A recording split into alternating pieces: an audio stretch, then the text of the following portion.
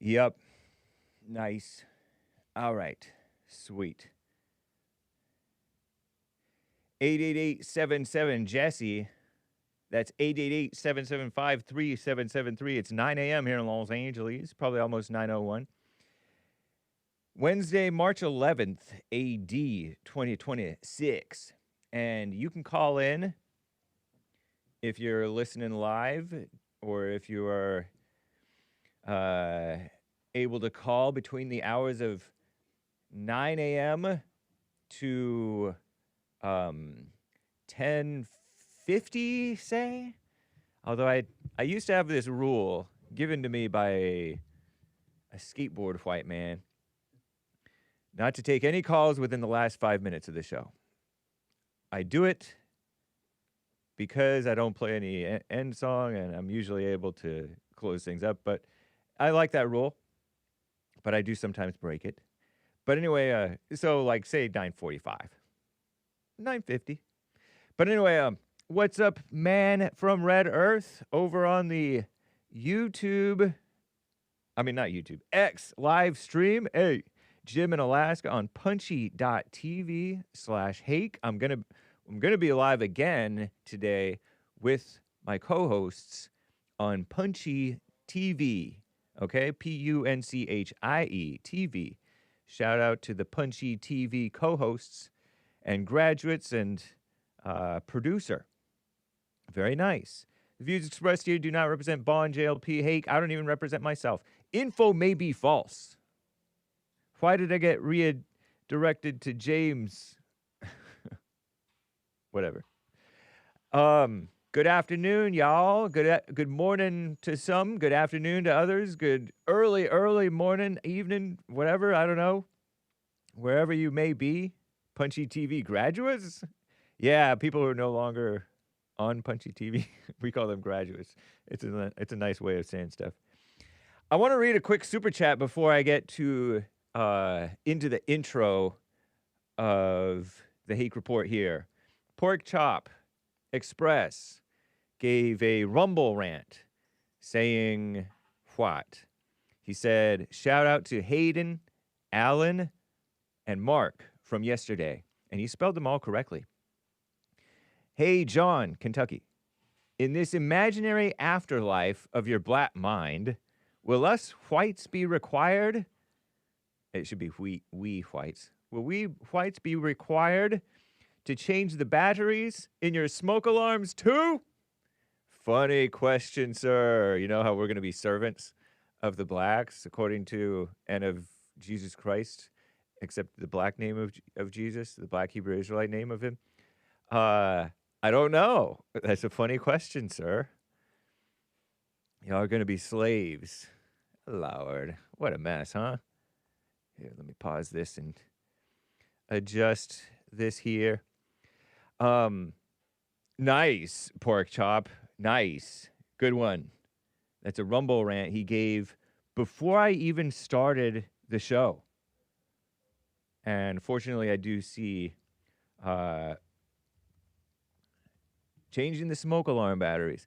I feel like John in Kentucky would change his smoke alarm battery. I've never heard any chirp. Not that he calls from home, but he's like, a responsible businessman. He built his own business, maybe like a contractor type of situation. And he does jobs for, clients, I imagine. According to him, I surmise too, not to dox, right? Not to give too much info, but based on what he said, he's one of the good ones. He can change his own smoke detector battery. He doesn't need a white slave to do that. It's a white servant to do that. Funny though. Maybe the other ones. I don't know if the type of black who needs the smoke detector battery changed would inherit the kingdom of heaven. I don't know. Anyway. Okay. So, I am live on X, thehakereport.com thehakereport.com. There is a link to my X in there somewhere. It's not one of my main platforms on which people watch, but I do sometimes check the chat there, and I like to make sure I am streaming there, as well as pill.net, facebook.com, dlive.tv, the redheaded stepchildren, much neglected. Some want me to switch over to be only on Jesse's channel or something, figure it out. Anchor Baby's going to be live after this, okay? Rumble, of course. Hello, y'all. Jules, George, Nick, Homesteader Nick.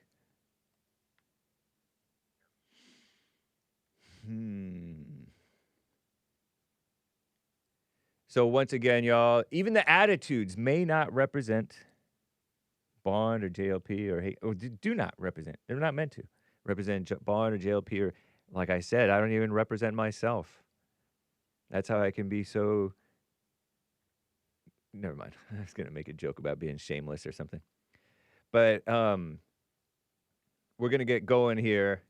We're going to take your calls is the plan, okay? Some of you guys are filling up the lines, and I do appreciate you. And I do see that there were numerous coffees on buymeacoffee.com/The Hake Report and others. And elsewhere, okay?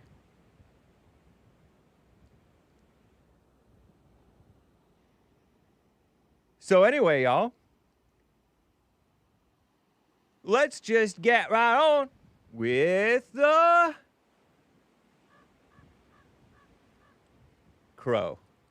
1, 2, 3, 4. Oh, it's the Hake Report, the Hake Report.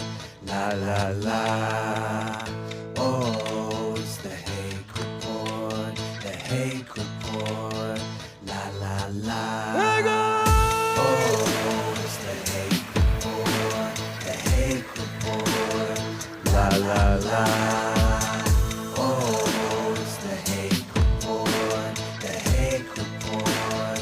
La la la. So, how y'all doing? I'm fine. Isn't this cool?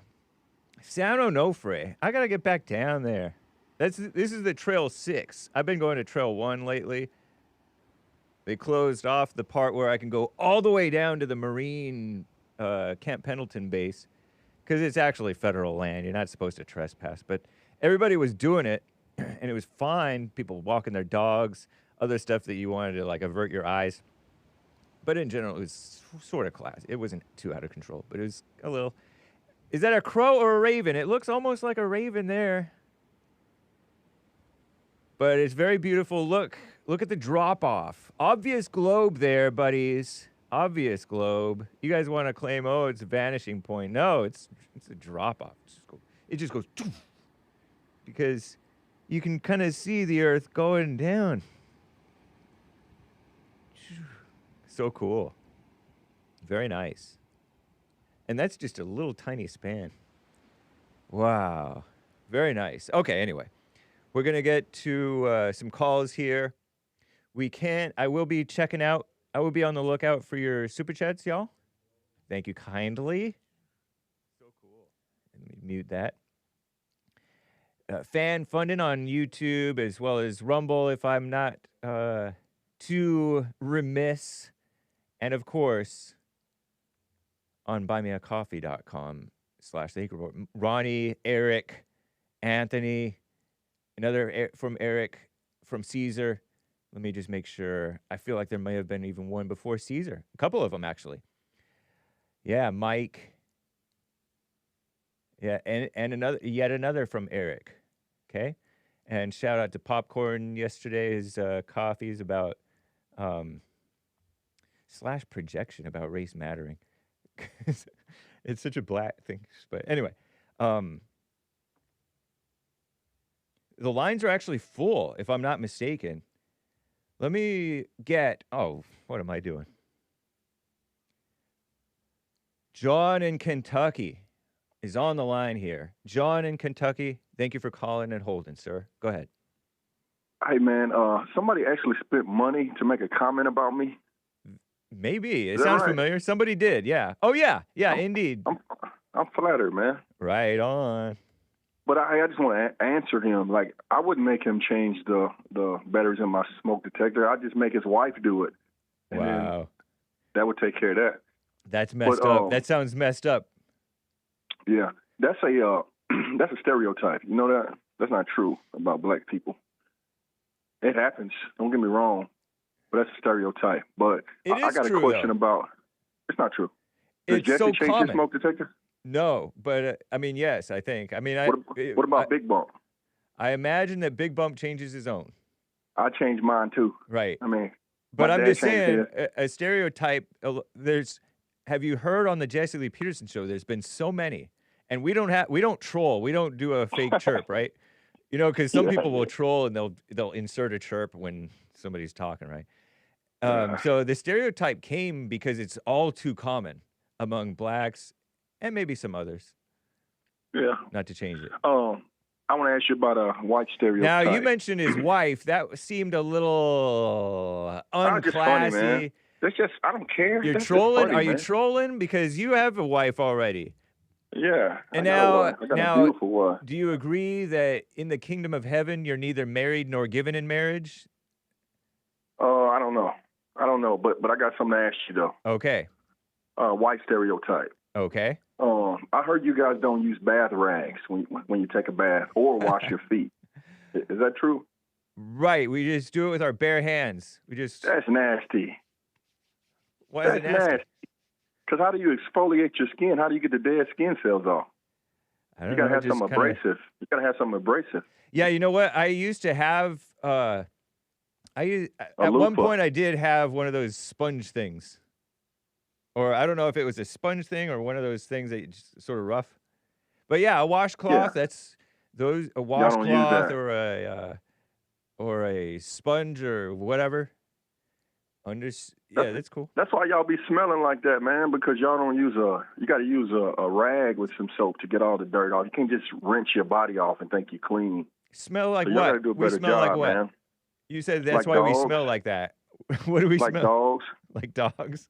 Like werewolves. Y'all smell like werewolves. Yeah. I think that might be the hair, but it's also now I don't. Not all whites. I'm just trolling, man. I'm just trolling. I've got all day. All right. Fine. I gotta go. Yeah. All right. Good call. Take care. What a mess. And I actually wanted to entertain it.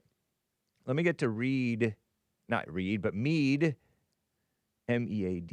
Richmond, VA. How you doing, Meade?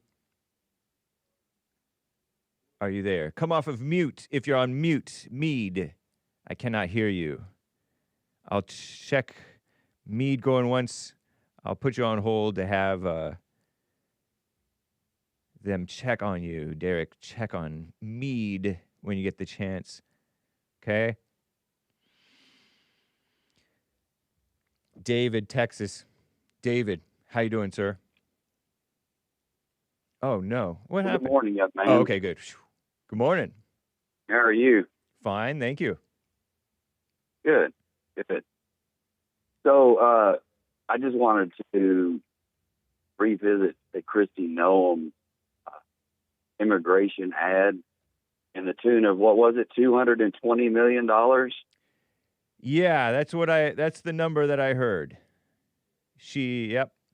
So if you divide that by $50,000 or 50,000 immigrants, $50,000 per immigrant, it comes to 4,400 immigrants. So while I don't agree with spending money like that, certainly money I don't have, but yeah, it's really a small price to pay. If you just got rid of 4,400 of them, it kind of paid for itself. And the $50,000 figure is just kind of based on welfare and health care, and and you could even spread that over a couple of years. So $25,000 a year, you get rid of 4,400. How many have self-deported? I don't know. That's an interesting question, sir. I don't either. But I think it's a lot more than 4,400. Where do you get the 4,400 number again? Did you say like such and such amount per? So the 50,000, it's 220 million divided by 50,000. Where do you get the 50,000? And the 50,000, well, that's what I say. I mean, it's 50,000 illegals. It's kind of a fictitious number, $50,000 for, and then that comes to 4,400 people. So if you took, like I said, the $50,000 is just kind of a rough. Let's estimate that there are 30 million illegals in the country. 220, 1, 2, 3, 4, 5, 6 million, right? Divided by let's say 30. 1, 2, 3, 4, 5, 6 zeros per million, right? $7.33 per illegal. But we didn't get that many illegals out yet. As far as the self-deportation, according to December, this is Google AI, okay? I disclaim Google, of course. I disavow it, I guess. According to December 2025 reports from the Department of Homeland Security, about 1.9 million individuals in the U.S. illegally have voluntarily self-deported since January 2025. So in the course of a year, almost 2 million left. A surge in voluntary departures attributed to increased enforcement actions, as well as fear of detention, and in some cases, incentives provided to individuals to leave. Okay, so combined with active deportations, over 2.5 million illegals reported to have left in 2025. Nice. According to and then we have the voluntary departure program, the CBP Home app, Customs and Border Protection Home app, used by thousands to leave the country. And that was a nice thing, hey, I'm getting out of here. I'm here illegally, or you already knew I was here illegally and I'm getting out. So don't be nice to me, Right. Yeah. Right. Don't yank me out of my car. Yeah. Or, I think that they gave them this sweetheart deal where if you self-deport, then you are given a little bit, if you want to come back, you're treated a little bit more nicely than if they have to physically deport you. And you try to, or you want to come back. Because people who come back illegally after being deported, that's a felony, by the way, FYI. Right. Nice. So anyway, Mark from Los Angeles said that she was okay, and her ads may have helped with the immigration situation. So, whatever. I think so. I'm glad that she's out, though, because she shouldn't be running Department of Homeland Security. Hopefully Mark Wayne Mullen does a better job. Oh, I agree. He seems like he's going to be better. I mean, he looks better. Just on face value. Yeah. Mark Wayne Mullen. I don't know that he looks better, but yeah. He looks better in terms of being a man for the job, Yes. He doesn't look more attractive, obviously. What a mess. Let's see. Oh, have you ever, and I know I disclaim everything that I think, say, and do in advance. Nice. But did you ever watch any of the Dave Chappelle show? I did. That's what I thought of with the washcloth thing. I had never heard that about white people, about washcloths and white people. And it was true. I never used a washcloth for like washing. I didn't use a wash. I thought I'm like, what's the use of this thing? It's like too small to use for but it's kind of interesting. We had washcloths growing up, but I didn't use it. Nice. Did you ever see the skit where he played the the blind KKK member. Yeah, that was really funny. We used drops from it sometimes back in the day. If you have hate in your heart, let it out. N-word. Yeah, they called us N-word. That was when he was. That one was really funny. Yeah, that was funny. All right, young man. Thank you, sir. You have a great show. Have a good morning. I appreciate you. Yeah, you as well. Thank you. All right, bud. Bye. Brandon, Kansas. How you doing, sir? Hey, Hake, how's it going today, sir? Going well, thank you. I always like to call people sir after they call me sir, you know, a sign of mutual respect. Right on. So anyway, wanted to call in and talk about that guy that was saying that the stereotypes don't match up, and not calling from a racist point of view by any means. I've got pretty beautiful young black and white children like Patrick Mahomes here in KC. And then, you know, I've got a beautiful black wife too. I think she came over here because she was just tired of how they disrespected her all the time. And much like the guy who called in and disrespected his own wife, talking about wanting to have, you know, somebody else come over and change his smoke detector battery. I thought that was kind of funny. Yeah. But anyway, I used to work for these colleges in KC, and they were like proprietary education. So kind of fake colleges, if you will. You know, they, sorry, I just ran upstairs. Basically, they were fake schools. They would round up like 10, 15 kids from the inner city, and they bring them into the school, and they would sign them up for financial aid. And these kids would get like $2,000 in overage on their financial aid, and they would, you know, get a free computer and get the Mac on a few girls, they would say. And then in a couple, 3 or 4 weeks, you wouldn't even see them again, you know. And they would do this all day long and basically exploit like the inner city youth. And so like a lot of these colleges got caught up. And so I just want to say, be careful with the schools you go to, definitely, because it's a business now, for sure. But when I would call these students before I knew what I was involved in, you know, I would call to set them up with the admissions reps, and you'd always hear the chirp. And this is back in like 2009. So like, this wasn't even a thing in 2009. Yeah. But I used to always laugh about it because I would pick up the phone and call these students, and I could always tell whether somebody was black or white because of the chirp before I would talk to them. Yeah. Because sometimes they'd pick it up, because I would make calls all day long, hundreds of calls a day. So before, like, sometimes they would pick up, I mean, you'd be talking to some ghetto people here. So like they'd just pick up the phone and wouldn't even say hello. They just throw it off the hook. You know, they start yelling for somebody. You know, you'd hear chirp, chirp. It's wow. like, oh my God. So anyway, I heard thousands of chirps before it was the ceiling bird, you know, thing of today. But it was always black people, and no racism on that.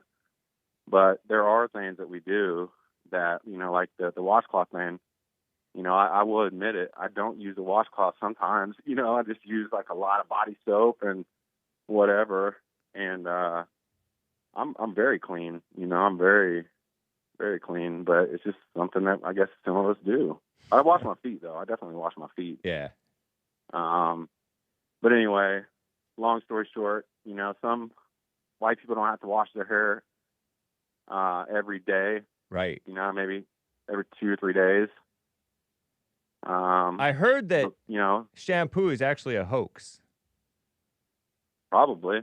Yeah. You know, I mean, I do know that my hair gets oily if I don't wash it, so I do like the feeling of washing my hair. But definitely, you know, like my wife, her hair is a lot different than mine, and she can't get away with that. You know, she has to wash her hair and do her hair almost every other day. And she has natural hair. You know, she doesn't have the weave or the.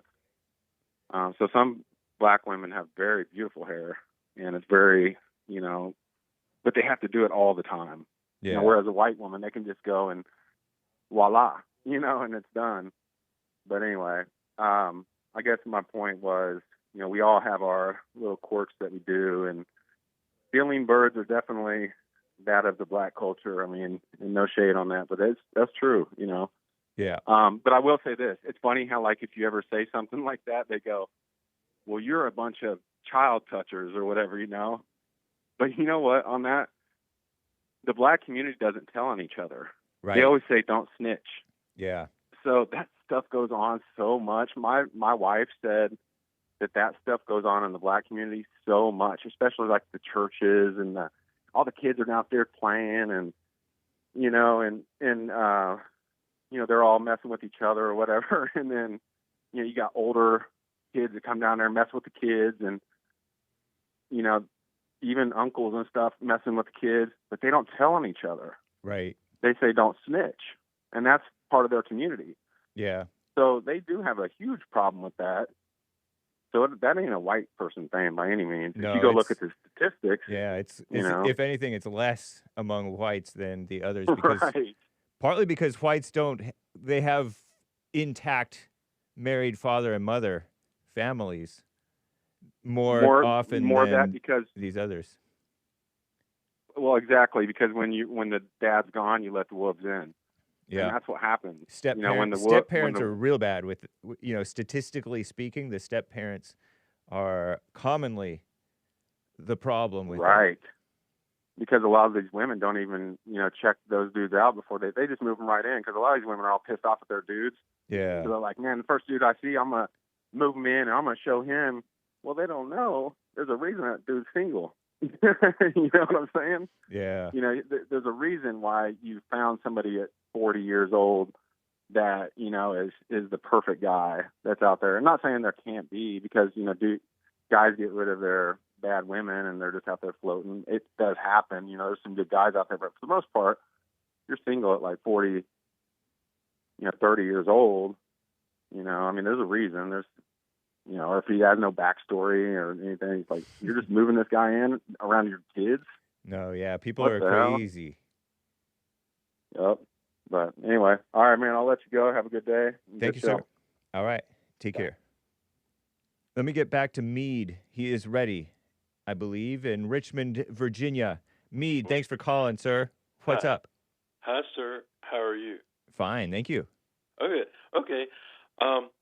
I'm just calling in because I found some very interesting things. Well, something most notably, I did a paper. I'm back in school, and I did a paper for communications class, and it was on the portrayal of white Southerners in the media. Nice. And yes, and its implications. And I went all the way back to H.L. Mencken, who was a critic of the South, and he wrote a paper called The Sahara of Beaux-Arts, where he said that it was a cultural wasteland void of intellectual curiosity.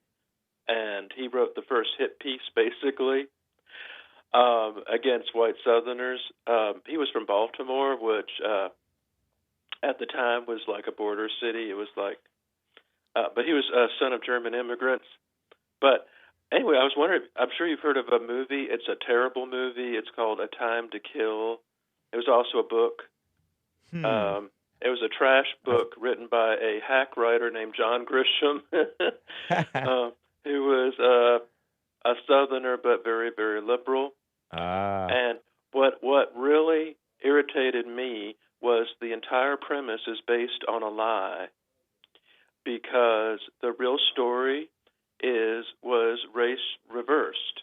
So the story is that a black girl is murdered by these white supremacists in Mississippi. But the real story was it was two white girls that were brutally raped and beaten by a black man who broke into their home.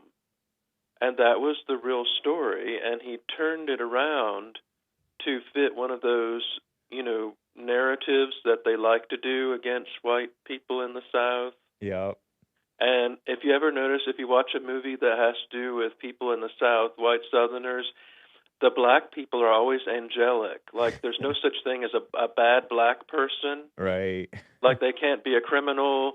They're just minding their own business, and then someone burns a cross in their yard, and they're always saying, I didn't. Well, this is why it really irritates me, because calls misrepresentation in the media that fuels these things, and it fuels this racial divide and people being angry. Yeah. So, but I don't know if you want to look up the real case. It's Harris versus the state of Mississippi, and it happened in 1984. And that was the real story that movie, A Time to Kill, the book, A Time to Kill, was based on. And they made it like a white against black thing when it was really the opposite. And so these narratives get buried in the mix. Yeah. So I just want to bring that up because I was doing my research paper, and I found all these things that I thought, wow, they certainly twisted that. They certainly wanted to paint a certain picture. Wow. So the Supreme Court of Mississippi, I believe, I don't know what his sentence was, but sentenced to life without parole per this Google AI search. Mm-hmm. But it looks like there was an appeal in 89. Yes. And they were trying to say, oh, he should have changed the venue, but the judge didn't do it, and he was not abusing his discretion in doing that, they said. He claimed that his confession was maybe coerced, typical. No, but officers said it was voluntary. Interesting. Oh, the court claimed reviewed arguments that the prosecutor used inflammatory language. Give me a break. What a mess. That's what lawyers tend to do, actually. Crazy, huh? Interesting. Yeah. Well, a lot of people don't know about that. And I just wanted to bring that up because it's just one of those things where there's other movies too, like Mississippi Burning and all these other propaganda films that were used, that sort of create a certain narrative. And I think that, they're always saying it's as though evil white Southerners did this. And I found a picture, of course, I'm sure you've seen it, with the students in Arkansas being forced at gunpoint and bayonet by the militia, by the National Guard to integrate. And people don't see those pictures. They see the other picture where the white students are yelling at the black kids for going into class. Right. But you don't see the other pictures where the white students were rounded up with gunpoint and bayonets and forced to integrate. Our government did that. To me, that is communist. That is evil. I agree with you, sir. Yeah, totally. And I support states' rights, and I think that, I'm not like a hardcore segregationist. I realize that, I didn't live back, that was years before I was born, but I feel like, blacks were actually doing better under segregation in some ways. But I'm not saying I agree with that. I'm just saying the way it was done was just, that is not America to me. That is just awful. But anyway, I just want to bring that up and just sharing that with you. So thanks for taking my call. Yeah, thank you, sir. Appreciate that. Bye-bye. Take care. Hayden, Texas, on the line over here. Hayden, thank you for calling and holding, sir. What's up? Hey, how's it going, Hake? Going well, thank you.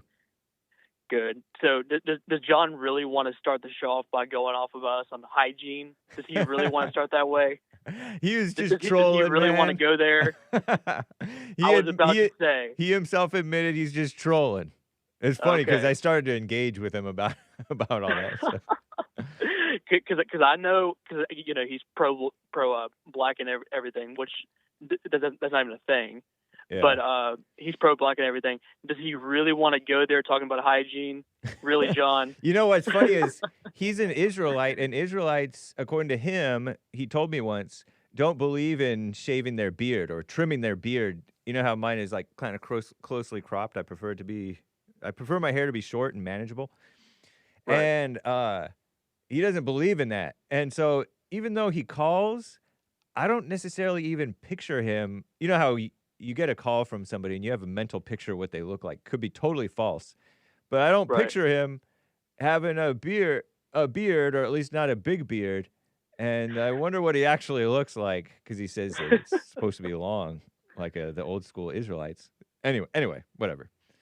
Right. You know what's funny? Hey, yesterday was the second time that he was embarrassed to tell you the name of their so-called Jesus. Do you mind looking that up really quick? The name of their Jesus, or what the name is? Yeah. He's told us before, but I mean, yesterday was the second time in a row. He didn't want to give the name. I didn't read it as embarrassment, but name. That's interesting. Yeah, Yahshua or Yahshua. Yeah, that's right. Yahshua might be it. That's it. That's exactly. He said it before, but yesterday was the second time in a row. The reason why he didn't want to bring it up is because it's such a black name and it's so embarrassing that's their Jesus. That's funny, man. Well, they claim that it's Aramaic, actually. Yeshua. Well, Yeshua sounds more Hebrew or Aramaic. Isis or Isis is more Ethiopian or poetic, I guess. I don't know. Whatever. Yeah, I mean, it's like it's the blackest sounding name in the world. It is. And the only reason, that's exactly it. The only reason why he's a part of that cult is because it's a religion that hates white people and is pro-black. And there's no such thing as being pro-black because they have nothing to be proud of historically, even today, current. So that's the only reason why he's a part of the cult he's in. So if I were black, I would be, if let's say I was descended from slaves, I'd be kind of proud of that because slaves were maybe cool sometimes. I don't think I mean, slaves have what would we have done without slaves? I don't know. It's just a role in life. Well, anyway. I think the thing is they don't have our history. I mean, look at all of the people we got. That's interesting. That's an interesting point, sir. It reminds me of the women. You know how the women, they think that they have nothing to be proud of if they're a housewife or if they be quiet. And in a sense, that's actually a good thing to have nothing to be proud of, because pride is sin, basically, especially if you're getting tempted by that to change and try to be something you're not, which women commonly try to be men and blacks commonly try to be white, and then black and whites nowadays trying to be black or act black, and everybody's wrong. Yeah. Interesting point. Good perspective. But yeah, again, I'm opposed to slavery, by the way. I think that was the founders' number one mistake, was even bringing them over here. Yeah. Just their presence alone is the reason why we're in the spot we're in right now. And it's pretty close to rock bottom right now, Some of those founders, they predicted that. Right. They predicted that was a great problem. Yep. Yeah, you're correct. Not all of them agreed on slavery. That is correct. Yep. But before I get into what I called it for, who was the guy that sent that super chat at the start of the show? Shout out. Pork Chop Express. Has he ever called in before? Not that I'm aware of. He tends to tag me on X and send Rumble rants to me. Oh, very cool. Yeah, I love to hear him call in sometime. I appreciate the shout out. Yeah. So the reason I called in was I brought up the Holocaust thing yesterday about whether it was real or fake. Yes. And I came across, I talked to some people about this, giving me access to this image that I've seen floating across the internet, and it's illegal to. The picture shows a map of the world. It's a globe, and it shows the countries where it's illegal to question the Holocaust. Yeah. All of Canada, it's illegal. Really? All of it, like the entire country of Canada, it's illegal. 80% of Europe, it's illegal. Maybe even more than that. And then in Russia, it's entirely illegal to question the Holocaust. My question to you is, why could that be if we're led to believe that the Holocaust, it was what they say it was. You said why? Ask your question once again.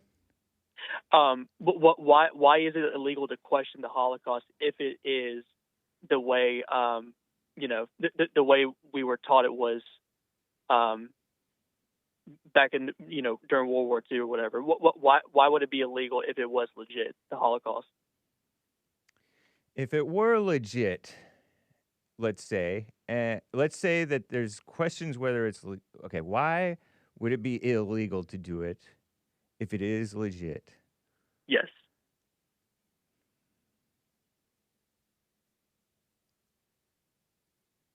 I don't know, man. I don't know if it. Okay, so they when I asked the AI, it says it is illegal to deny or grossly trivialize the Holocaust in Canada, Russia, and over a dozen. It says 18, actually, I think, European nations. Yeah. These laws treat such speech as criminal hate speech or denial of established genocide. Countries like Germany, Austria, Poland, and I know that Russia lost a lot of people in World War II. They lost like 20 million or something like that, both between their soldiers and civilians. It's something like that. Something like that, yeah. Well, Russia is communist, or was communist. Yeah. I guess I don't know if it is anymore. Seems like it's. I mean, Putin was a nationalist, but he was maybe a nationalist communist. But he's sort of is he a globalist as well? I don't know. Anyway, but Germany, Austria, Hungary, those were places, and Poland were places that were traumatized by the situation with the Nazis and the anti-Nazis, right? Antifa, we'll call it. Or, I don't know, just the same spirit as Antifa. Yeah. It's sort of a mama spirit. So to me, I don't necessarily take that as evidence or a reason to doubt it necessarily. Although it's kind of like when everybody comes down hard on moon landing. There was a moon landing denier, and everybody it wasn't illegal, right? Sort of similar though vein. There was a black basketball player who was on a black radio show, and he said the moon landing is fake. And then he had to say, oh, no, because you're a role model, quote unquote, which is a dumb term anyway. And so he had all this pressure. There's all these things with the powers that be, so-called, have more of a mama spirit where they're trying to control you. And normal people who buy things, advertisers may overreact to stuff that people who buy stuff from advertisers wouldn't care about. I don't know, man. I can't tell you whether that might be a sign that they're insecure about the facts of the matter. Well, right, because I mean, like I just said, 85% of Europe, it's illegal. All of Canada, Russia, and I left out Australia too, and all this, and they're all white, majority white countries or places. Yeah. And so you're saying you don't believe that's not alarming to you? That no, I didn't say that it's not alarming to me. I do not support. I don't think I support making it illegal to believe or disbelieve or say you believe or say you disbelieve in anything. You're just causing people to question, just like what you're doing right now. You're causing people, you're inviting that rebellious spirit. Because there's a rebellious spirit in everybody, right? Right. So that you're tempting that rebellious spirit. So it's kind of knowingly tempting people's naturally spirit of rebellion. Because when you tell them you can't do something, you're like, well, why not? First of all. Yep. And then, well, forget you. I'm going to rebel against that. Yeah. the notion of hate speech is a mama evil thing. I'm for banning people from my chat when they're crazy like that, because there's having some sense. But, and if somebody's being crazy, in the public, you don't jail them for hate speech. You jail them for being crazy because they're showing that they have no sense. Right. Or, you throw them into the loony bin if we have a loony bin. Bring back loony bins, maybe. Because there's people who go crazy with this stuff, but that's a totally separate issue. Yeah. What a mess. It is. Yeah, I agree. And you know what? These people are fake news people. Because the mainstream media news is filled with people like this who have this spirit, who will mischaracterize Trump. They will call things racist that aren't. Remember that thing, the King of the Jungle video? They called it racist. I do. Multiple media outlets called it racist. And there's no evidence that it's racist. Now, it may have been intentionally trolling racially or whatever, or it may not have been. It may have been just whatever. Well, it's so dumb. That's just them trying to find any reason to impeach Trump. Yeah, and an attack on white people. Yeah, exactly right. Yeah, what a mess. Yeah. Well, I mean, I think it's pretty alarming. Like even for you just to question whether it was real or not, or whether the numbers they say are accurate or not. I mean that seems pretty alarming to me to even question it, or you'll get arrested and who knows what your time is going to be in jail for even question it. I mean, like the countries in Europe.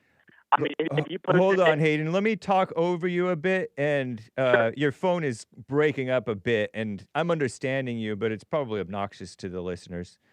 I'm wondering. No, I don't think it's on your end. I think it'll iron itself out. Maybe. Okay. How about now? Try now. Is it better now? Yeah. Thanks. Okay. Yeah. I'm sorry about that. No, it's not. It's not you. Yeah. So I don't know if it's illegal to question it, but you are treading on thin ice. It says, and they'll probably just accuse you and charge you, because it says it's illegal to deny it or to grossly trivialize it. And they would probably accuse me of doing that when I say stuff like allegedly or whatever. You know how those callers, those boomer callers who were on my show, maybe Gen X, but one of them was a boomer. The guy I asked was if he's sisters with Ardeen, if Ardeen is his sister, and then Ardeen called in too. I remember that. And she's all freaking out, saying, and I don't know what she was freaking out about, but she's saying I'm perturbed at your lack of history. And I didn't say anything I didn't even say anything that was false about history. I don't think. Right. And the other guy he stopped the whole conversation about me saying allegedly or reportedly or whatever. Because there's so much stuff that's turned into tall tales, and the mainstream media things are so often false. It's so often false because they'll say, that guy Emmett Till, he was lynched or tortured and murdered for whistling at a white woman. But no, it wasn't for whistling at a white woman. It was for alleged sexual assault or whatever. He grabbed her, according to her, or whatever was the story. And whether that was a true or false story, it was more than just whistling at a white woman. And for her to grab her gun, that's more than just a whistle. Right. They always want to sweeten up the story. Yeah, they lie about the story, and they call that shorthand. Well, that's shorthand is a lie. Yep. It's oversimplifying it. So anyway. Yeah, and I'm sure you know this, but like in countries like Europe, you'll get arrested for posting an offensive meme that hurts someone's feelings. Are you aware of that? That hurts someone's feelings. Yeah, they'll show up to your house. And they're doing it in America too. They're showing up to people's houses, to both liberals, far left people, and conservatives, by the way.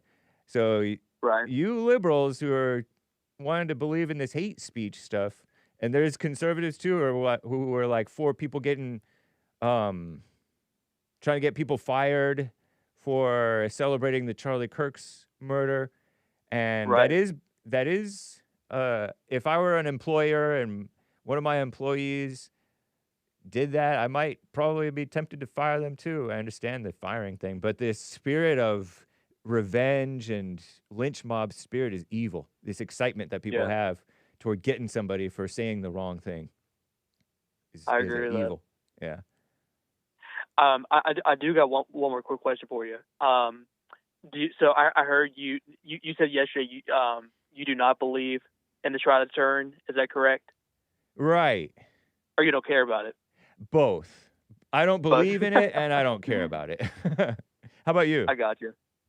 Yeah, I do believe in it. I know a lot of white pagans, who think like me, race wise, but they're pagans, and on average, not every single one of them, but a lot of them say they believe it's just a painting.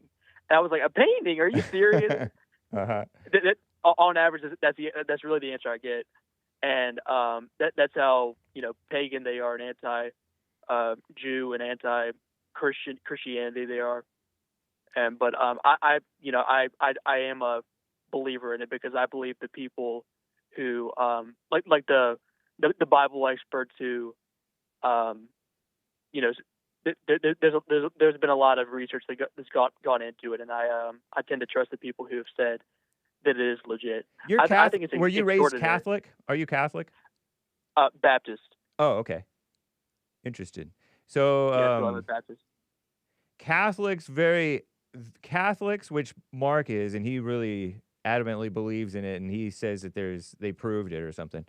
Authenticated or whatever. So they permit venerating the shroud, as the authentic burial cloth of Jesus. Many regard it with deep devotion as a powerful tool for evangelism. Orthodox revere it, many of them. Protestants, it varies among us Protestants, which Baptists are Protestants. And then non-Christians, some Christians are very wary of it, the tradition-heavy nature of the relic. And then non-Christians are skeptical. Yeah. Yeah. They call it like a forgery from medieval times or whatever. Yeah. So like the Bible experts that I grew up, who taught me about the Bible and stuff, I respect them to this day. I feel like they 100% know what they're talking about. Okay. And they were the ones who introduced me to the Shroud of Turin and how it's evidence that it was Jesus who was wrapped in it. And me personally, I can't speak for everyone obviously, but me personally, I have no reason to believe it is fake or a painting or whatever. Painting, that's so crazy. That's like, I know that's fake news. I'm pretty sure. I know that's exactly what I said. I think, unless it was, if it was a hoax, let's say it was a medieval, somebody did it, whether they were trying to deceive people or they were just trying to like recreate what it might have looked like or something.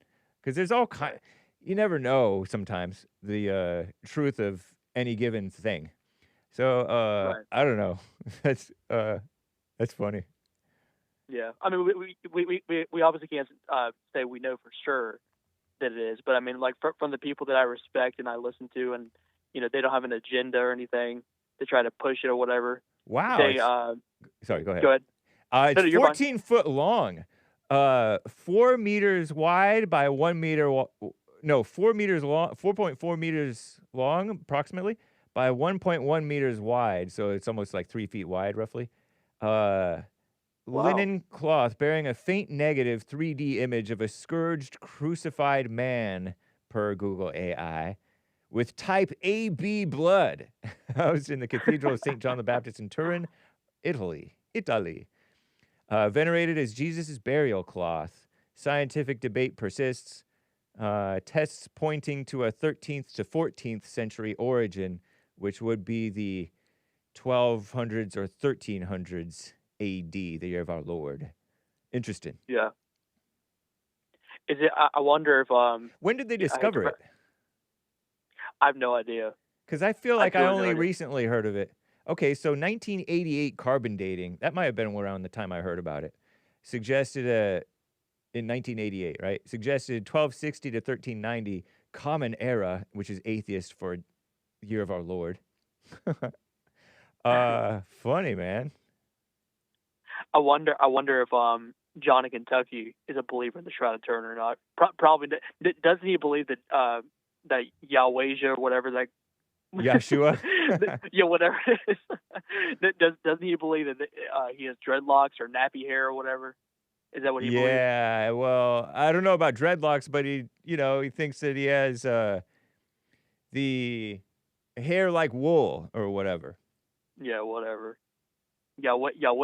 What was it? Say it again. Yahshua. Yahshua. Okay. Yeah. See, I understand why he didn't want to say it for the second time in a row. It's such a black name. But yeah, I just wanted to get your take on those topics. I appreciate you taking my call, Hake. All right. Thank you, sir. Take care. All right. Have a good day. All right. The Shroud of Turin. And it dates back to like the 1300s documented. It's documented according to this documented history of the shroud dates back to 1354 when it began to be exhibited in the new Collegiate Church of Lirey, Lirey, a village in north-central France. Does it show he's white? I want to ask. Real quick. Does it depict a white man? Let's see what the AI says. Scientific and forensic analysis of the Shroud of Turin generally concludes the man depicted has physical characteristics more consistent with Semitic or Middle Eastern origins than a modern white man of Northern European man. Physiognomy. Whoa, you can't say that word, can you?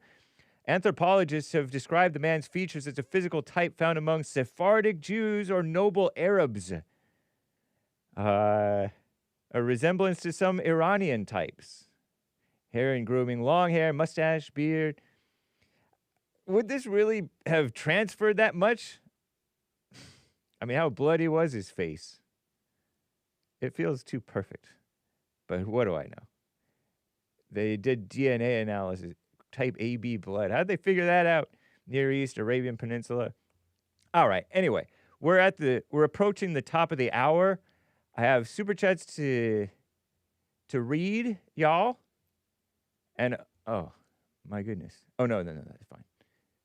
Cool. But before I get to y'all's super chats, since I'm on the topic, Mark in Los Angeles, California. How you doing, Mark? Real good. I got some stuff to go over. I'll try to make it quick. First of all, the caller that mentioned H.L. Mecklin and his stereotypes of white Southerners. I'm a little surprised to hear that, since H.L. Mecklin was pro-Nazi. He was after the war, they found out he was pro-National Socialist, so he wasn't a bad guy. Okay, now speaking to the Third Reich, under Hitler, Antifa was stopped. For your friend Brian, the Antifa commie that called him, neither one of you guys knew when Antifa started. I heard your conversation. It started under the Third Reich, and Hitler Youth destroyed Antifa. Number two, under the Third Reich, the LGBTQ community and their leader, Hirschfeld was his name, the Jew, did the first mutilation, transsexual, whatever you want to call it, surgery. Right after that, the Nazis shut him down. Thank God. Thank God. The books the Nazis burned were LGBTQ and communist literature. Thank God. Thank you, Nazis. Are you on speakerphone, Mark? You're sounding not as clear as you usually sound. Okay. How's this? Is this better? Is that better? You sound exactly the same. Go ahead. We'll work with it. Okay. Hold on a minute. Let me try something. Can you hear me better now? Yes, much better. Thank you, sir. Sure. Okay, so we got that. Historically, the Nazis did good. They stopped Antifa, and they stopped the queer movement under Hirschfeld. Also, and I just thought of this, you might be interested to see a video. of the World Jewish Congress, a recent video they put out with a girl talking, bragging about the LGBT movement and how the Jews started it. She bragged about how they took prayer out of school. She bragged about homo marriage. She bragged about how the Jews allowed homosexuals in the military. This is what they brag about. That's why the Nazis had to stop them. Okay, I talked about H.L. Mecklen. Let's see. Oh, by the way, I don't know if you're interested or not, but over the weekend on the History Channel, they had a special on Lincoln Rockwell. It was a hit piece, but it had footage I had never seen before. It showed him speaking at an Arlington, Virginia governor campaign speech, and he was great, man. Even though they vilified him in the special, he told every white man in Virginia to get a gun, and that's how we keep Martin Luther King out of Virginia. Every white man owning a gun, and that devil will be too afraid to show his face. That was Rockwell speaking. God bless his soul. Now, I have a question for you. How do you support Nick Fuentes at the same time you support Israel and the Iran war? I don't necessarily support the Iran war. I just support Trump and Do you support whatever. Israel? In a sense, yeah. No, that's a yes or no now. Come on with this sense. Please answer a question for me. Do you, yes or no, support Israel? What does that mean? Do you support That means Israel? yes or no. Do you support Israel? No, that doesn't. You didn't explain what that means. If I have to explain it, you need an IQ test. No. If you don't, yeah, you do. Yes. You know you support No, them. I don't. You do. You just don't want to say it. No. Okay, What do you so mean by don't support? Because what does it mean to support Israel? Financially, militarily, morally. Do I need to go on? Financially, militarily, morally. What does moral support mean for Israel? Well, you hope they win. Oh, I'll say yes for the sake of To your all- argument. No, to all three. Sure. Okay, so you're guilty. Guilty how of what? can you Guilty of what? Of supporting Israel. How's that My guilt? question- How's that a guilt? No. Come on, let me finish.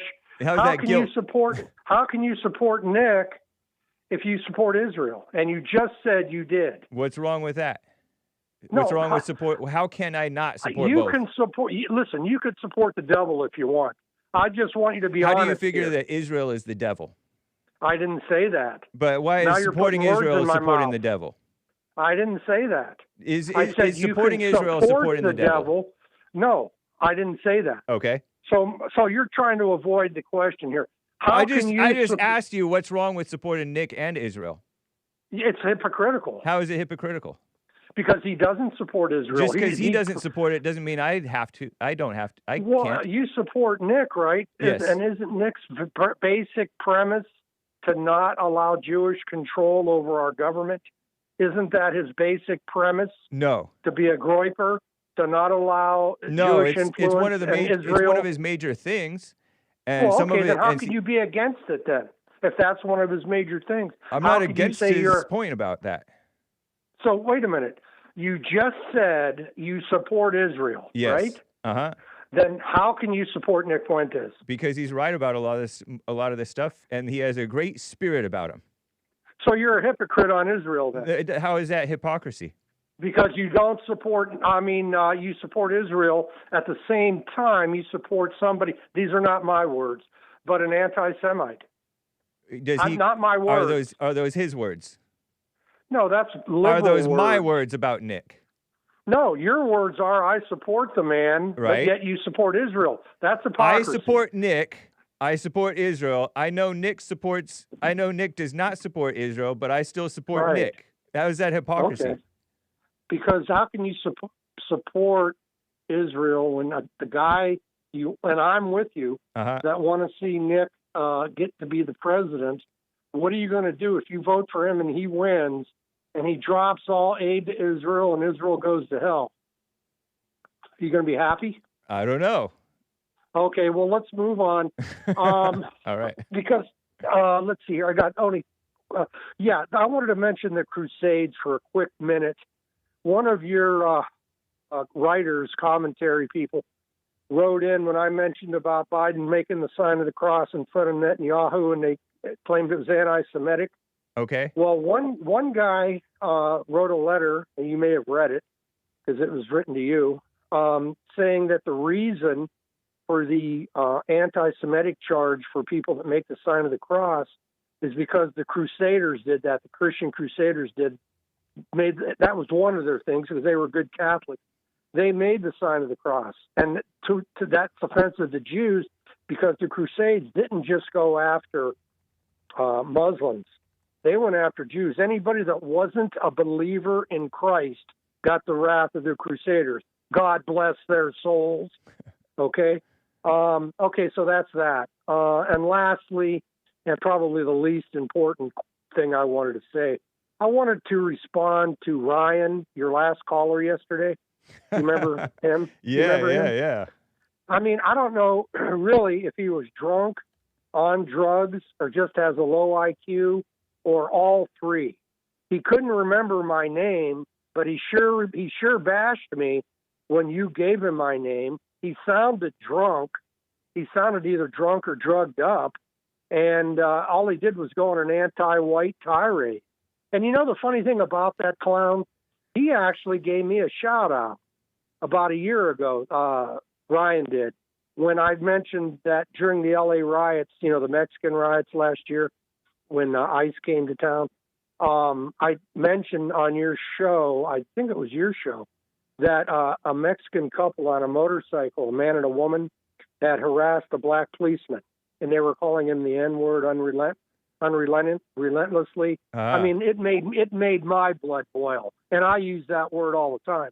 But in the context of the way they were saying it to him, just an innocent black man on the street doing his job, made me hate both of them. Made me hate the Mexican guy and his nasty girlfriend who were calling this cop these names because they were working with ICE.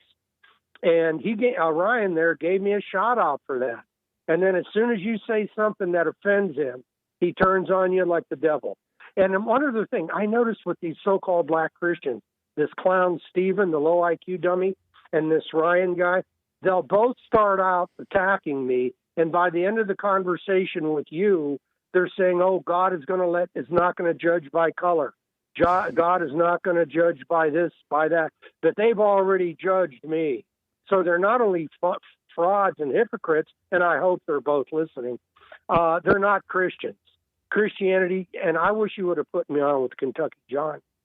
Christianity for the millionth time is a white man's religion. Sorry, Rick from Hampton, Virginia. I love you, but God is white. Christ was white. The Shroud of Turin proves it. So, Rick from Hampton, you're a good man, but you're wrong. Christianity is not, Jesus Christ, I should say, was not a multiracial figure.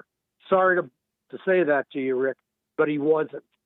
And that's all I got, unless you have anything for me. No. Hopefully that's all cleared up. Thank you, sir. Cleared up on what? Yeah, on, for example, the support for Nick Fuentes and Israel, because I support Nick, I support Trump, and I really kind of like Netanyahu and his type of Israel. You like Netanyahu? Yeah. God.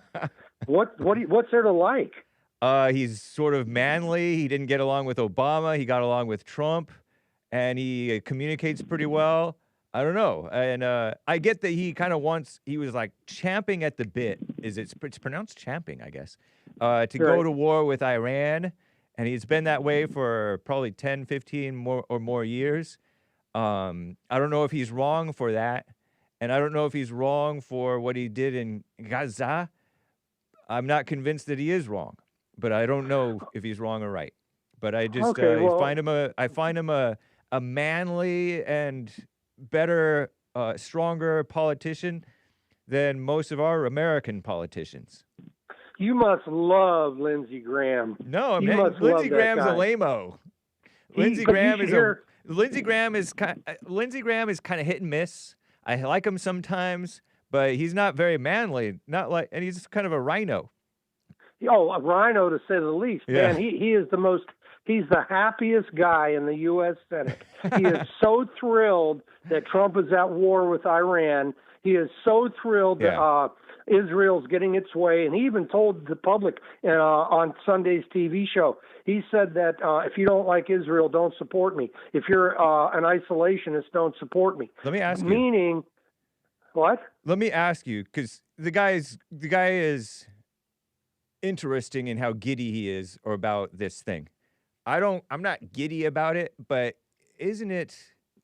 I'm sorry to break up your point. I'm not sorry, but forgive me for breaking up your point. Sure. Is it remarkable the way that Trump is going about this war?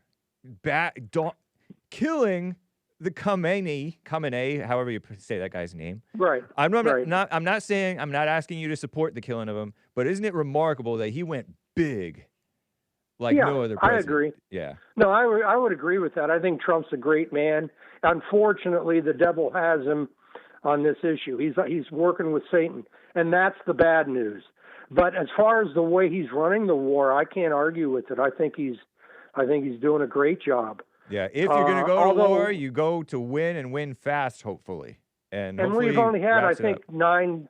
Right, I think we've only had 9 casualties. Now I looked up Michael in Canada's prediction that it's expected to last 100 days, not just 4 to 5 weeks, and that is the Pentagon's expectation is like 100 days or so. And I don't know. That's not the war. It's better than a year, but it might go more than a month. I don't know what it's going. I don't know I can't predict the future, but okay. Nick Fuentes has, and his prediction is if Israel, succeeds in getting America to do its fighting and defeats Iran, Israel, and maybe you're going to like this. I don't, but Israel will be able to control the entire Middle East.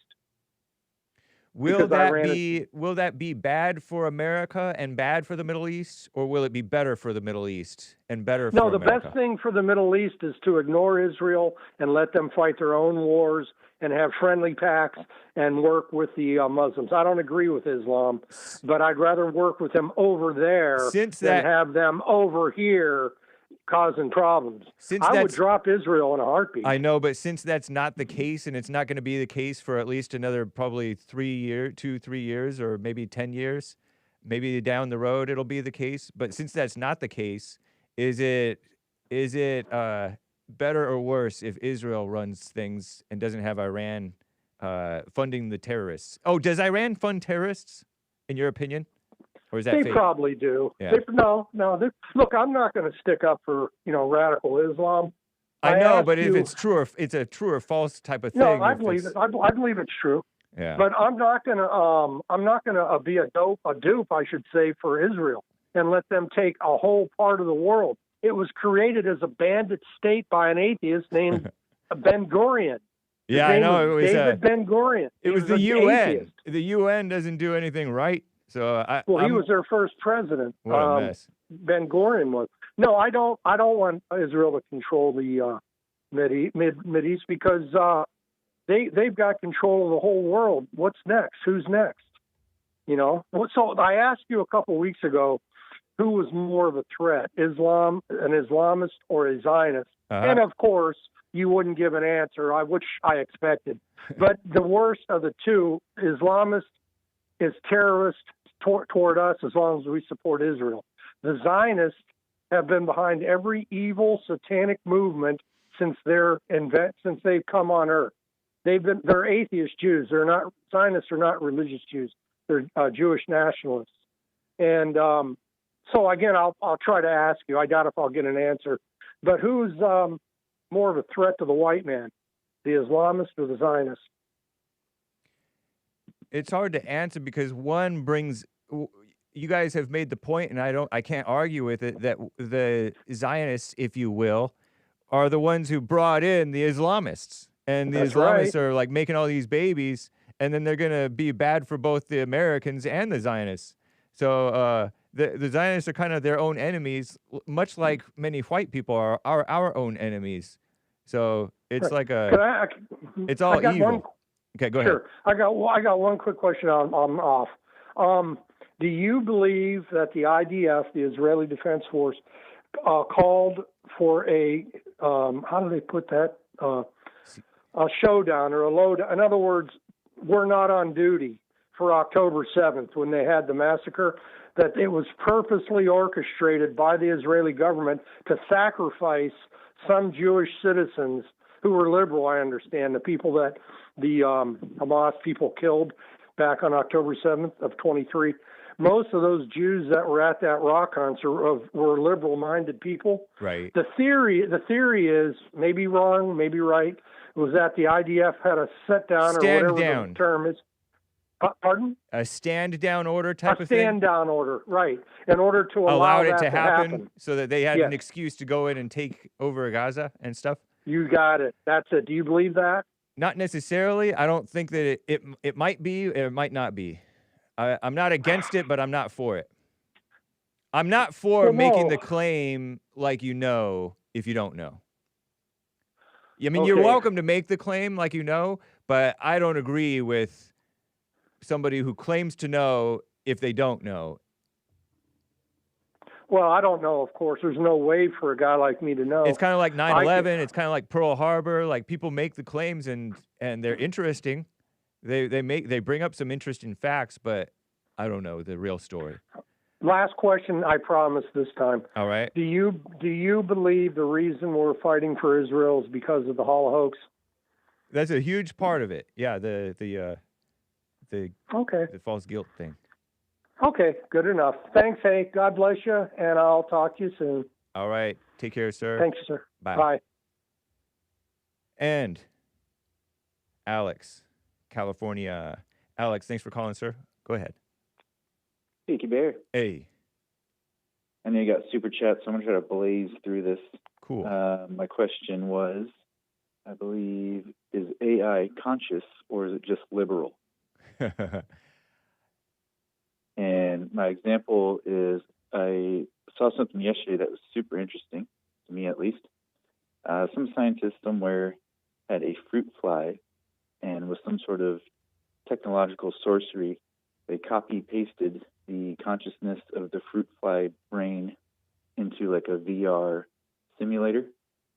And without like training, quote unquote, the virtual fly, how to be a fly, by just copy-pasting the consciousness from the fly into the VR simulation, the fly began to like rub its little hands and groom itself and walk around and fly a little bit, and it was like drinking water. So it's basically it knew how to be a fly, and I thought that was pretty mind-blowing.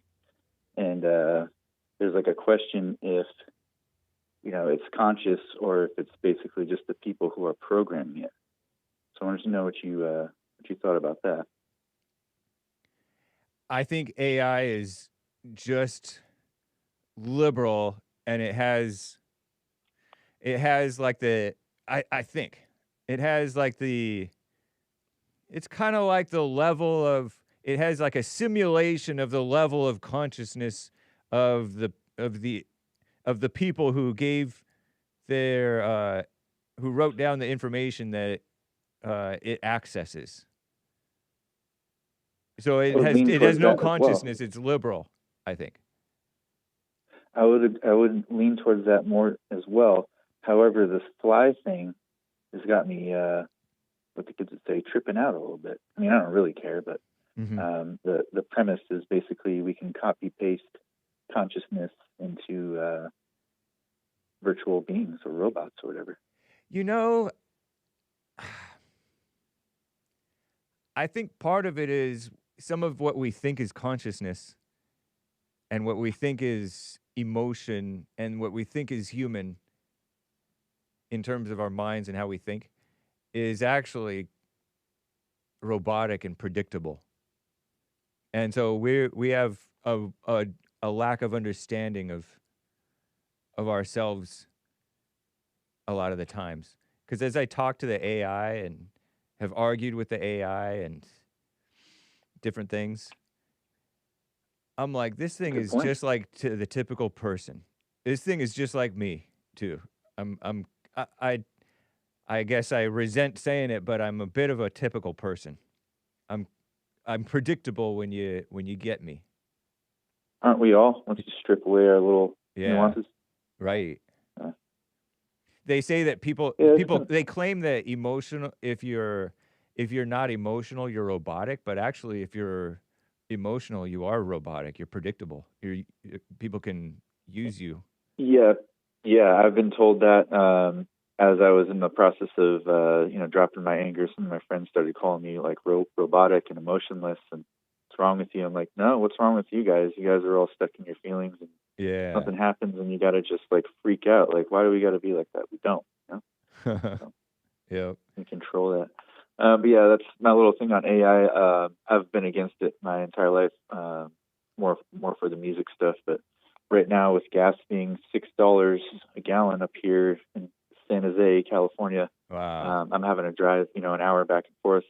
$6 a gallon. It's kind of getting crazy. So I got myself a little contraption that basically is an AI capture replication of my exact amp and speakers. And now I can take this home or at work, whatever, and it'll sound nearly identical. And I don't have to drive, an hour and back. So maybe once this Iran stuff chills out and gas goes back down, I can get back to living normal real life. But yeah, some of this AI stuff is kind of cool. But I'm definitely not like jumping straight on board with it because I don't trust it because I think it's liberal. Yeah. Yeah, it really is. It's crazy. And then one last quick little thing. It's March, but apparently it's like Women's Month. Is that true? Yeah, it's Women's History Month. Yeah, for me it's just March, whatever. But yeah, I was just thinking. I mean, not to complain about gas again because I know everyone will, but like what with the prices right now. I mean, like I hate to. Well, I don't hate to, but I just kind of want to bash on women. Like women have it real easy. We're out here like working real hard, having to pay for all this stuff, and women's job is kind of just to be attractive and to have those motherly qualities and take care of children and be nurturing, kind of like you guys were talking about earlier. They don't want to do that. Right. So it's a pretty easy life, just being hot and taking care of kids, cleaning the house. Not really that bad of a gig. But yeah, I don't know. Hopefully all these prices go back down at some point. And yeah, once you grab some other calls. Thank you, sir. Appreciate you, man. All right, have a good one. You too. It's one line open, y'all. Before I get back to your calls here. By the way, Punchy TV is going to be happening, all right? Punchy TV. And, of course, American Anchor Baby. Let me type that into the chat. Nick, coming up. Anchor Baby, Monday through Thursday, 11 to 1 Pacific. And then Fridays after the Fallen State, which is like probably around 12:30, plus or minus, all right? What's up, Punt Ho King? Nice to see you there on YouTube. Man from Red Earth over in the X thing. And Lalo. Very nice. And shout out to the Rumble crew. Brandon B. George F.T. Buddy 1205. Here. Pastor Shadowlight. Hey. Jules V. Randall Flagg. He who blesses Israel will be blessed. That's from Genesis 12:3. Genesis.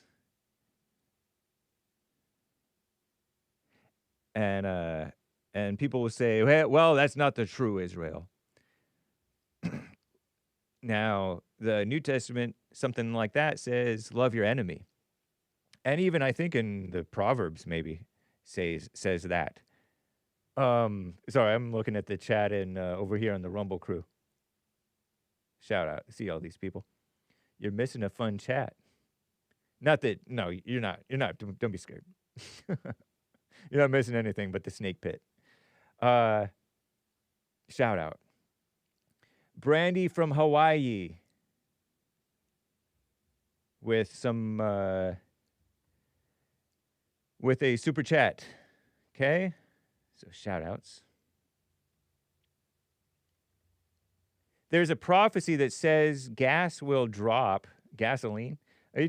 What type of prophecy has gasoline in it? Will drop to $1. Will this Iran war have something to do with it? Emoji. The dollar will be the strongest it's ever been. And then she names some guy whom I shall not name because we don't promote here. But thank you, Brandi from Hawaii. I'm not into the prophecy stuff, present day stuff. Brandi. Gas dropping to $1. Believe it when I see it. Not in California, I predict. But maybe I shouldn't even get into predicting. Thank you, Brandi. Nice to hear from you. Appreciate the support. And another from, I don't know if I want to say this name. How to love our enemies. Good question, sir. Stroke and poke. How to love our enemies. And I shall not dox that currency, SGD. I just named it, but you can look it up yourself. Currency. How to love our enemies. ? Well, sir, you love your enemies not in the way that Mark thinks. Because Mark, when asked if he loves his enemies, I don't bow down to them. I don't kiss up to them. You don't love your enemies by bowing down or kissing up, unless that's what you're supposed to do, you know. Consciously kiss up. Consciously bow down. You know, when let's say your enemy is your Marine Corps sergeant. I don't know if you're ever, say you're in the Marines and you have a sergeant who's above you and you're supposed to obey him, not necessarily bow to him, but he says, 10 hut. You go. That's how you do it. You do it when you do what you're supposed to do. You catch yourself going crazy, hating. And then that's the best I can tell you. Brandi,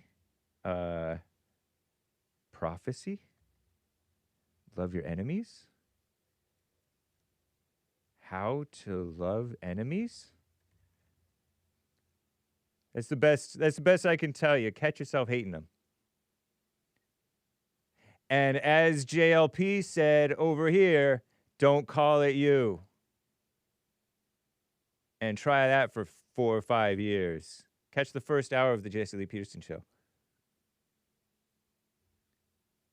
And he'll tell you how to love your enemies. Nice. All right, so over here on buymeacoffee.com/The Hake Report, coffees from, at this point, just call me Mike. That Michael Tracy guy who was on the Jesse Lee Peterson show yesterday, Tracey. Yep, he's cool, but he was somewhat wrong about Epstein for a couple of reasons, but that's not important. He doesn't elaborate. Where Michael Tracy was somewhat wrong about Epstein, according to Mike in Canada. What's important is your refusal to acknowledge that I was right about the proportion. Right shows the proportion of your massive ego. I knew about William, but you, Hake? Shaking his head, looking away with a slight smile. I don't know if I can support you at this point, says Mike in Canada. Well, Mike in Canada, at this point, I still think you're beside yourself about this war with Israel thing. I mean, war with Iran. You wish, Israel. So I don't think you're proven right. Just because Trump dropped the bomb, multiple bombs, not the bomb, but multiple bombs on Iran and got some Americans killed, I grant you, I still think you're beside yourself. You're believing catastrophe when you're still beside yourself, man. Massive ego. What were you right about? Okay, I'll grant you this. You were right that we did end up going to war. But that sounds like your massive ego that you want to be right. Or you want to be acknowledged as right, that we went to this quote-unquote war, although William does call it a military action because we haven't declared war. But we've been doing things and sometimes calling it war. Same. Well, technically, it's not. It was a joke, by the way. I don't really care. It's all fun and games. Shout out William, laughing face with tears coming out sideways. Mike. Thank you, sir. All right, so Mike and coffees from Eric. Eric. 5. Does color matter in the kingdom of heaven? No. Color doesn't exist in heaven, within or above. We aren't our bodies. Race matters. Tribe matters. Black tribes matter. Black fist communist emoji. Not true. Tribalism is an identity. Tribalism is of the devil. It's impossible to enter heaven while identifying with anything. If you don't love all, you love none. You hate the group you identify with. You can't see... No wonder blacks hate each other so much, right? You can't see the truth through subjective lens. You're seeing through the eyes of the devil. The devil. That reminds me, I was supposed to tell somebody something. Let me see. I was supposed to tell this man about...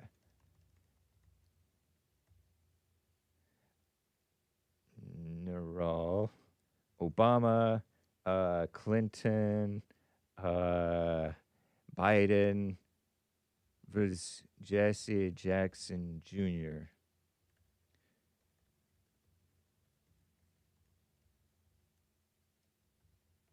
Just had to tell somebody something while it was on my mind during the show. Next time you care what color Jesus is, slam your head into a wall and teach the devil a lesson. I don't teach the devil a lesson, metaphorically speaking, I guess. Yeah. That's funny, sir. Thank you, Eric. Nice. That's true. Identity is false. All right, Cesar over here. Sup, Hake? Late coffee today, Cesar.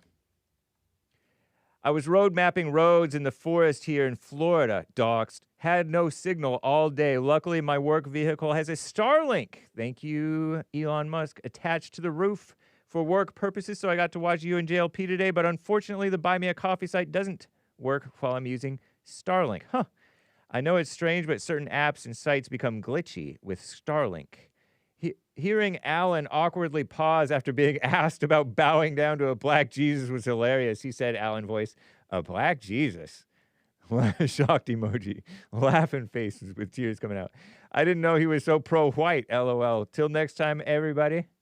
Dominican praying / thanks hands emoji. These are more coffees. I'm going to do this. Cesar, Eric. Rebuilding the family by rebuilding the man is just another way of saying, just be better, bro. Rebuilding the family by restraining the woman. That's the truth. Virtuous women and strong men maintain a directly proportional relationship. If women become whores, men become weak. That's just how the cookie crumbles. Does anybody get it yet? Women are the root of all evil. The inverse doesn't work. Every man on earth can become a God-fearing superhero, and women will spend 10 years sleeping with Batman and Superman while Robin and the Riddler are going to have to wait.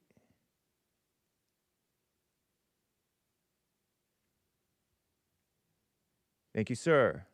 Eric, with 5 coffees. Anthony, in SoCal. Coffees, or Anthony. Christianity, he who believes in the Son has everlasting life, and he who does not believe in the Son shall not see life, but the wrath of God abides in him. John 3:36. Islam, there would come people amongst Muslims on the day of resurrection with sins as heavy as a mountain, and Allah would forgive them, and he would place in their stead the Jews and the Christians. No Muslim would die, but Allah would admit in his stead a Jew or Christian into hellfire. Sahih Muslim 2767. Nice one, Allah, says Anthony. Hopefully Trump reinstates a Muslim immigration ban before America turns into Egypt. Because he knows Egypt, and Egypt is no heaven. Per Anthony, a Coptic Christian, Egyptians have not been too kind in some cases, or many cases, or maybe even most cases, to the Coptic Christians, who are the original Egyptians, by the way, in many cases, I heard. Eric on sin. Believing you're in control of anything with 5 coffees. He says, a way to get out of your head is to zoom out and look down on yourself from outer space. It allows you, and space is awesome, by the way, and real. It allows you to perceive objectively when you realize how vast the universe is, and you've been ruminating on some trivial matter. The universe is 10 billion with a B light years in diameter, and you're upset about what someone said. We become more identified with the mind the smaller our world gets. Small world, small mind. Ego, edge is an acronym, used as an acronym, edging God out. Nice. Thank you, sir. And Ronnie from Ohio bought a coffee. My brother Hake, question for you. Would you kneel before a non-white Jesus? I don't know, man. I don't know if I would. I don't know if I would kneel before Jesus. The Bible does say every knee shall bow and every tongue confess that he is Lord. Right? Something like that. Something like that, I think. So I guess I would, and I never thought of Jesus as white, so maybe, I don't know, but a black one, I don't know if that would be the real one, so I might not. And I don't know. But anyway, I'm more with Eric where he's not. It's about the spirit.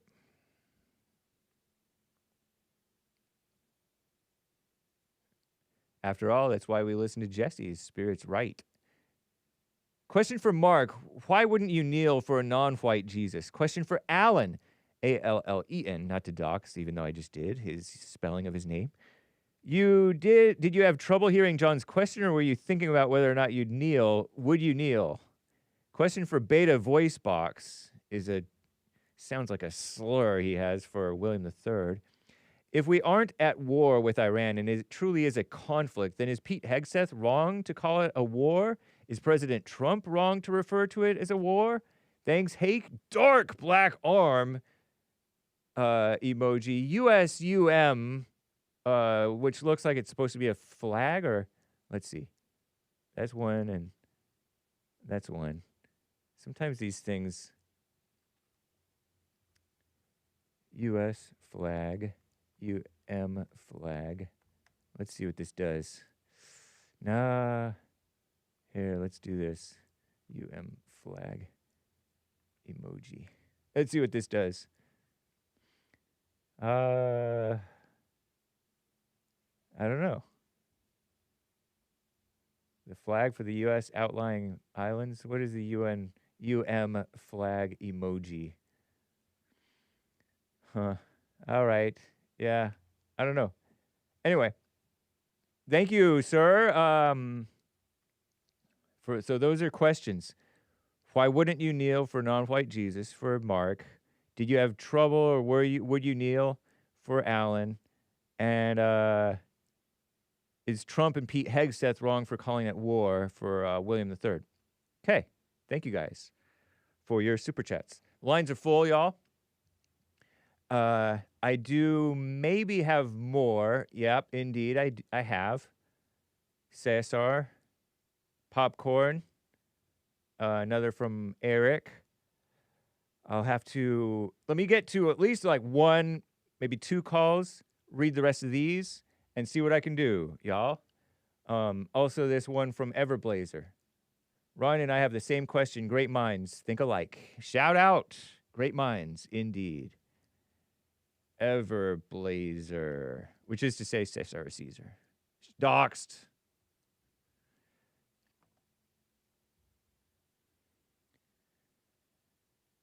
Alan, Michigan. Alan, thank you for calling and holding, sir. Go ahead. Oh, no problem. Yeah. I see I've come up in the super chats and some comments. So, yeah, I'll have to. I am not a debater. And what John did, he gave me what is called a gotcha question. and it's either you have only two answers. And if I said, well, I wouldn't, well, then you're denying Jesus. If I said I would, or you're being exclusive, and you're a racist, or a lot of other things you could add to that. And then saying, well, I wouldn't bow to a black Jesus, then you get the racist, you don't believe in Jesus. So that's the dichotomy, and that's not really a precision question. It's called a gotcha question. And by the way, Mark used that on you today. And I will gently say to Mark, when he said to you, and I believe he said, do you support Israel? And then you tried to explain it.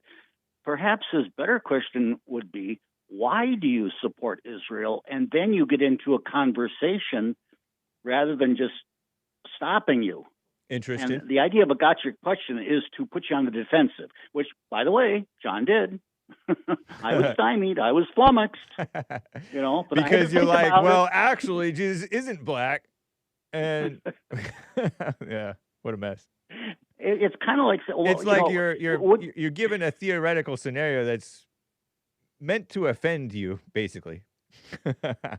Right. Well, Jesus had this pulled on him all the time. Yeah. And remember when he said, they asked him, what is the greatest commandment? Well, there's a lot of, there are 10 commandments, the 10 words, and then, of course, the statutes and judgments after, the 613 that Moses wrote down. Uh-huh. But basically, he said, the greatest commandment is to love thy Lord thy God. That's the first set of commandments. And he says, and the second is like unto it, making them equal to love your neighbor as yourself. So they tried to trick him into a gotcha question where, okay, if you say this, oh, well, how about the other commandments? Or if you say that, no. So, but he said, oh, no, it's all one. It's all one word, the 10 words that God engraved on the stones. So, well, that's the best explanation I can give. By the way, very good program. I'm furiously writing notes. That's funny. Right on. Very interesting. Let's see. So Ronnie did ask, would you bow? And would you bow? And so I just want to give you the opportunity to answer that. Well, to a black Mark Jesus. Answered, but again, it's a gotcha. Given that it's a gotcha, yes or no question. How would you? No, okay, yes, you're right. It's a yes or no answer.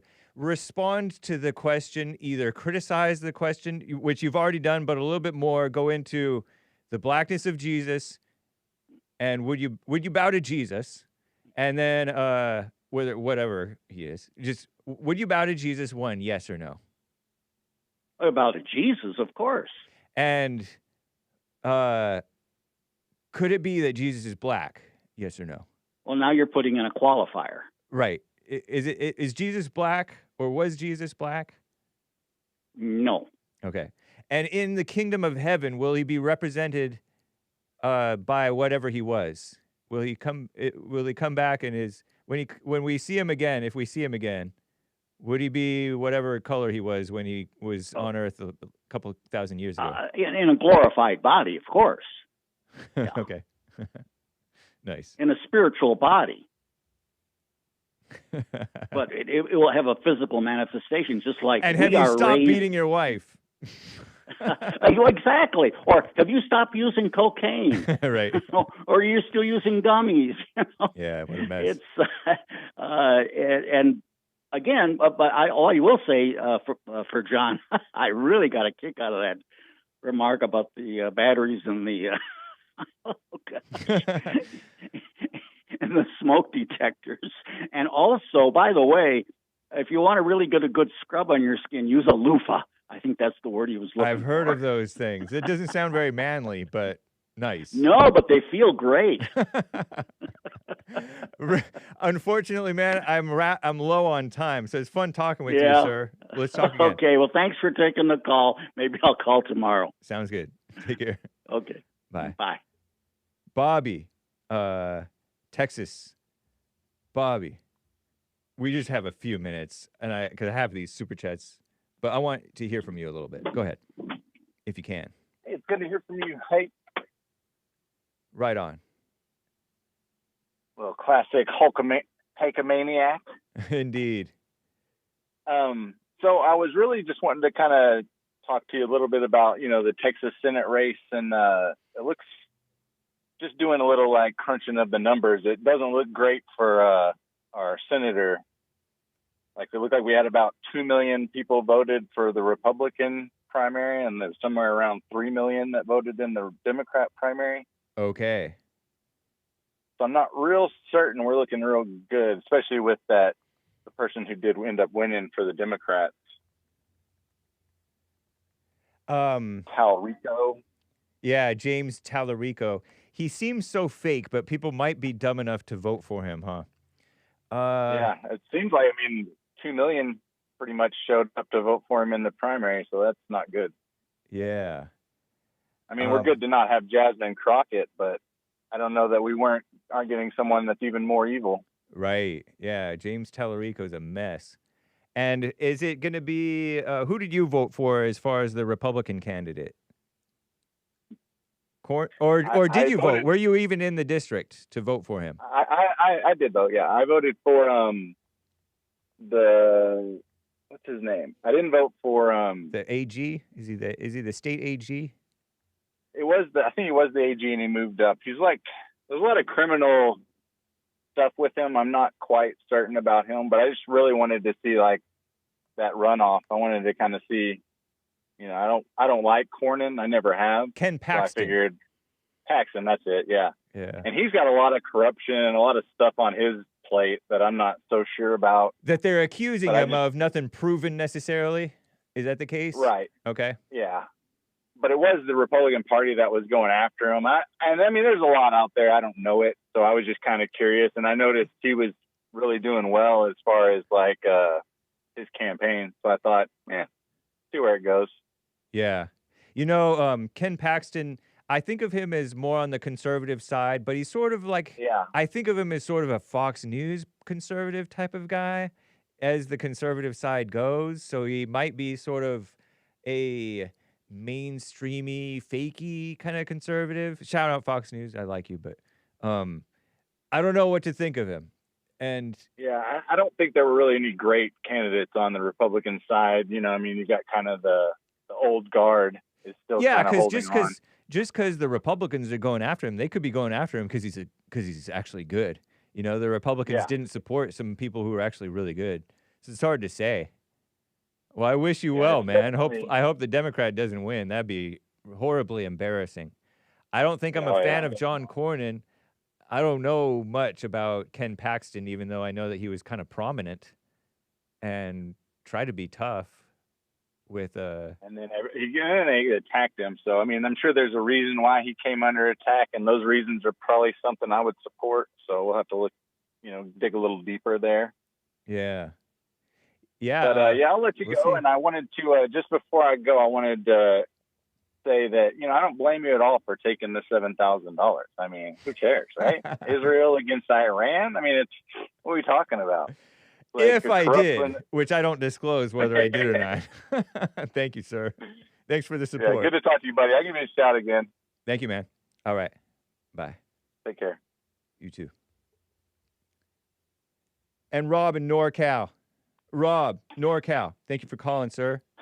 Go ahead. What's up, Hake? Hey. Hey, man. How you doing? Fine, thank you. Good. Since football's gone, I have to say my new favorite sport is mental gymnastics. Thank you. Best by none other, Hake. The That's guy right. who thinks space is not fake. A couple things. Shout out to Mark and Alan and Hayden.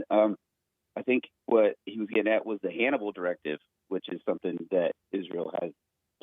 And then there is a quote that Hayden was kind of touching on. If you want to know who's in control, just ask yourself who you can't criticize. So yeah, so a lot of logical fallacies that people come up with, like a hand wave fallacy, straw man fallacy, appeal to authority. You know, it's like trying to argue with people who think that they know everything because they got to the end of the book in school, right? You only have, you know, the books that were given to you in school, but we know that those are somewhat corrupted from the Flexner report. So there are forensic historians out there, and so what they do is they go through like old journals and old letters and stuff like that, and old books that are, you know, not printed anymore, and you can get a better idea of what is really going on. So that was just a couple of things that I wanted to. And the ad homs, like, you know, when people start calling each other names, it's like, you know, that the argument has been lost. You know? Not necessarily. I believe in ad hominems. Ad hominems are valid. They're true. Yeah. Sometimes. Not always, of course. Not always, of course. But it's just not a. It's not a. What do they say? It's not a true debate. And then you guys were kind of bolstering that guy Michael the other day, and who basically spent a half an hour telling us that we're all just misinformed, and that, you know, everybody's just acting hyperbolic, like, oh, it's making it not a big deal. That's kind of like a hand wave fallacy, like, oh, they just don't know what they're talking about, because I study the real stuff, and everybody else is just studying the fake stuff. I think that's a little backhanded, if you ask me. Okay, fair enough. So yeah, and I did want to go through a couple, just at least one picture that I sent you on Twitter, if you can. You know, man, pull up. I gotta go. Unfortunately, you gotta go, and it's only because of these super chats and time and stuff. All right. I'll try to make you and William 7 and Mays a priority, and the rest of the callers. All right, dude. Thank you, I'll sir. Talk to you. All right, take care. Appreciate you. Bye. Bye. Super chats, y'all. Okay, so before I get to popcorn, Brandi from Hawaii, how is it that black taught us white everything we know and invented everything, but we enslaved them? Emoji. Thank you, Brandi. And I'm going to read all these in the same super chat timestamp, I guess. Popcorn, bought a coffee. If you recall, there's a lot of talk about affordability and bringing prices down during the 2024 election. As with most campaign cycles, candidates got out on the trail and talk to potential supporters, what they plan to do, hopes of getting their vote. Great White Hope, specific detailed statements about what accomplished with energy prices for the people at the rally in Pennsylvania. Here's a short clip that I don't have time to play. Let's say there were voters who heard him say that and went, wow, my energy bill, $250 a month. I might have to play it tomorrow. And it's going to come down to $125 a month. Cut it in half. Sounds great. If you look at where we are today, more than a year after he took office, my energy bill hasn't gone down. Not even close. Were they lied to in a practical matter? Should they view it as betrayal? Any honest effort they can point to? I ask because there's really nothing to interpret when someone says they're going to cut something in half. The math is easy. So is the timeline within a year, right? Whatever. People scraping by hear things like that. They believe it, and it doesn't come to fruition. The disappointment would be understandable when they put pen to paper and believe they'd be saving a certain amount of money. Gas prices, same story. How should they process that? Just keep extending the wait and see timeline? How do you view that? This isn't a gotcha on the Great White Hope. Just wondering if it's a cautionary tale on making specific and direct promises to people. Thank you, Popcorn. I'll have to entertain that later. And thank you to Cesar or Cesar, who had something to say, as well as to Eric, who also had something to say. Here. You can see that. I'll have to read that if you're watching the video feed.